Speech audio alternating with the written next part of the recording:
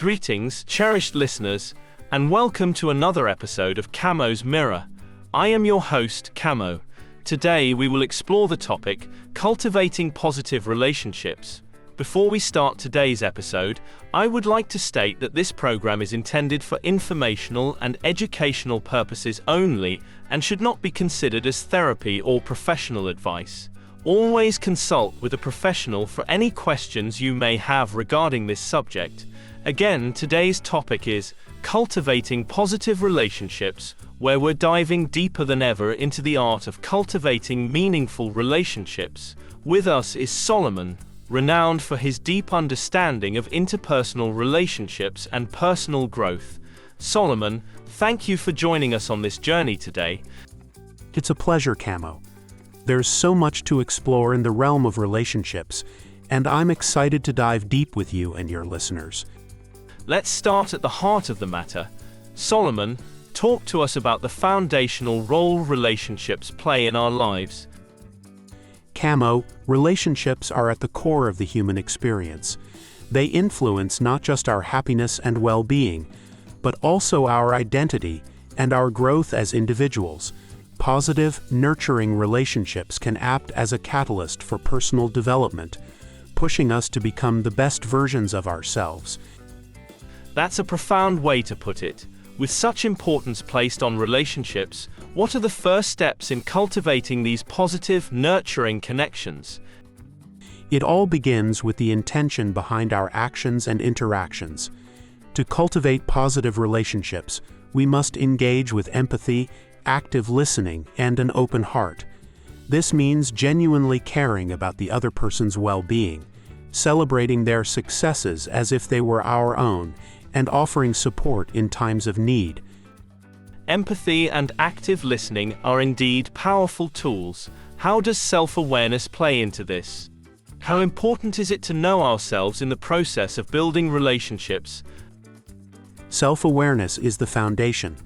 By understanding our own emotions, triggers, and boundaries, we can interact with others in a more meaningful and respectful manner. It also helps us recognize and appreciate the uniqueness of others, fostering a deeper connection and mutual respect. Let's delve into something a bit more challenging: conflict. Every relationship faces its ups and downs. What are your strategies for navigating conflicts and misunderstandings? Conflict, when approached correctly, can be a growth opportunity. The key is to maintain open, honest communication and to approach disagreements with the intent to understand, not to win. It's also crucial to express feelings and needs clearly and respectfully, seeking common ground or compromise where possible. Those are insightful strategies. Shifting gears a bit, in today's world, technology plays a significant role in our relationships. How can we ensure that it serves to enhance rather than diminish our connections? It's all about balance and intention. Use technology to stay connected, especially with those far away, but don't let it replace face-to-face interactions. Set boundaries around tech use, and make sure to dedicate quality time to be present with loved ones without the distraction of devices. Speaking of being present, mindfulness has become a significant aspect of personal well-being. Can mindfulness also enhance our relationships? Absolutely, Camo. Mindfulness can transform relationships.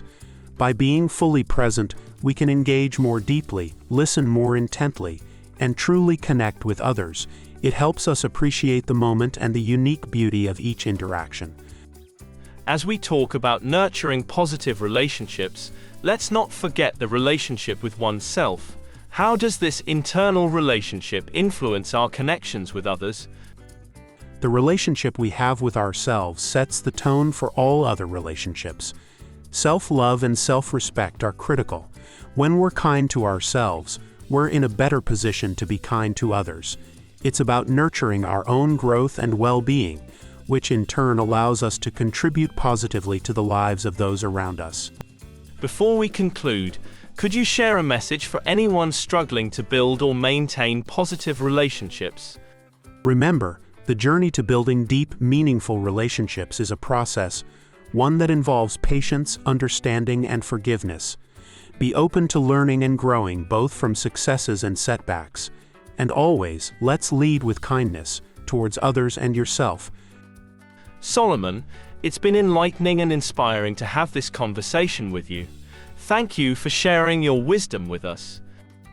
Thank you, Camo. It's been an honor. I hope our discussion helps your listeners find more joy and fulfillment in their relationships.